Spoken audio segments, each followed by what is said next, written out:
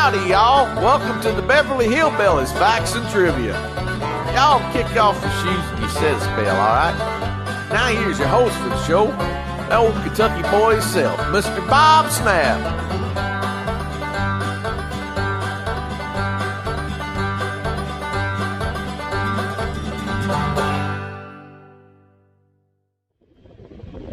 Hi guys, welcome to the Beverly Hillbillies Facts and Trivia.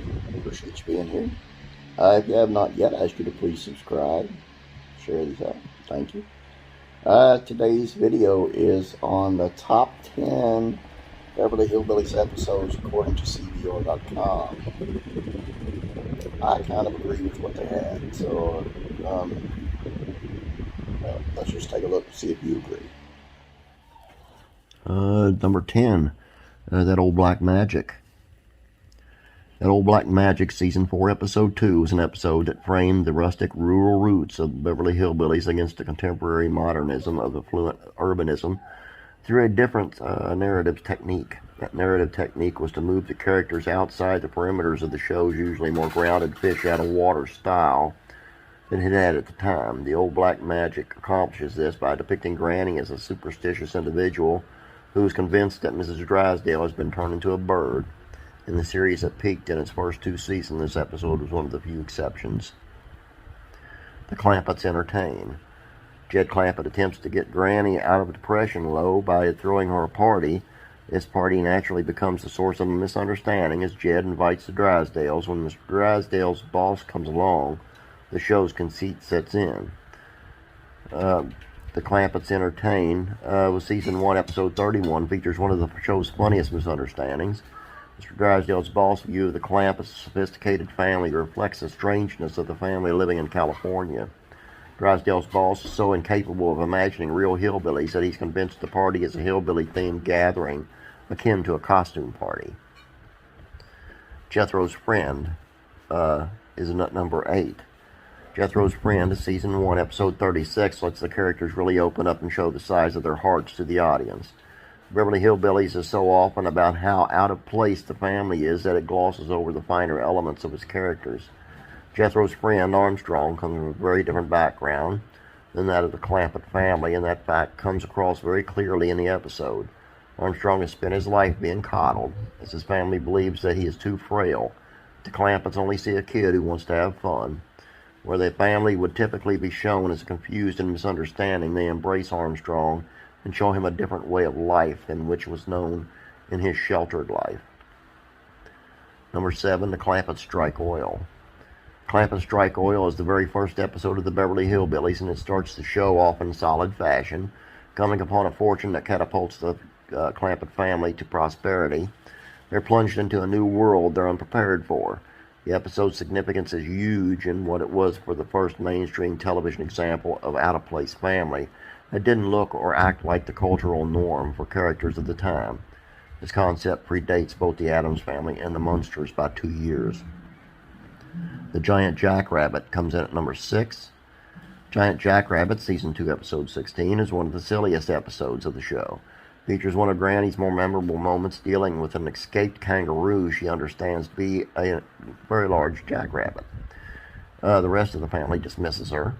The episode is one of the plainest examples of the show's sense of humor. Granny was often the center of the show's funniest escapades, and this show is no exception. It's also an encapsulation of one of the more common and dated TV tropes of the time, a prominent female character being utterly dismissed by the male majority. Number 5, Jed Gets the Misery. Jed Gets the Misery, Season 2, Episode 1, finds Jed Clampett attempting to humor Granny in order to get her to feel more at home by pretending to be sick so that she can doctor up some Ozark medicine. Things naturally don't go as planned, and eventually Mr. Drysdale and his doctor wind up involved in the situation. This episode features a humorous conflict between rustic methods of healing and modern-day medicine. Jed finds himself having to spend a significant amount of time bedridden.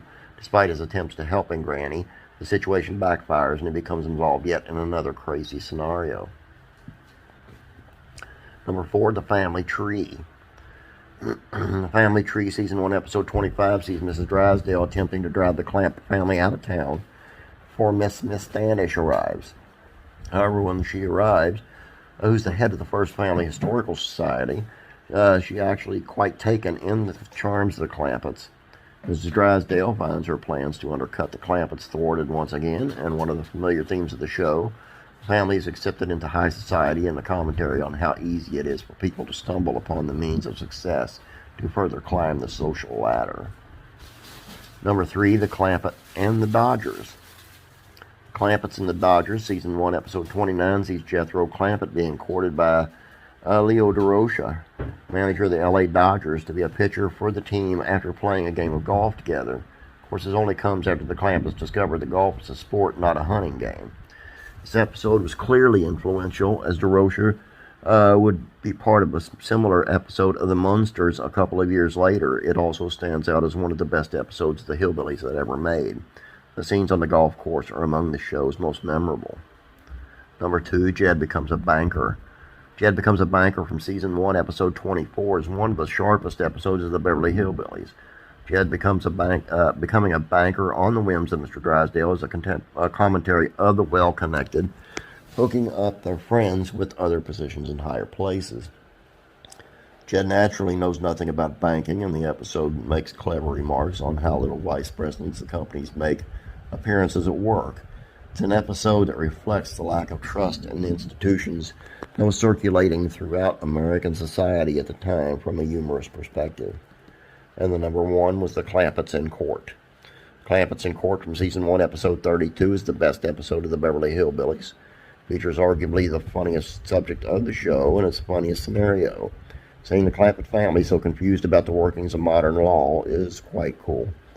Tricked by a person who backs into their car outside the bank, and as well as their own good nature, the Clampetts wound up being sued. When the inept Jed represents himself in court, the wholesomeness of the family comes through in arguably the show's finest moment. Okay, now it's up to you. Did you agree? Should there have been something else in there? Should there have been something taken out? Let me know down in the comments below. Appreciate you guys being here. Don't forget about Classic Sitcoms, Facts, and Trivia, please. Make sure you head on over there and check it out. Today it's on I Love Lucy. Pretty good one, if I do say so myself. Don't forget about the Andy Griffith Show, Facts and Trivia. I know you won't forget about that one. Have a great day. God bless you, and I'll be praying for you.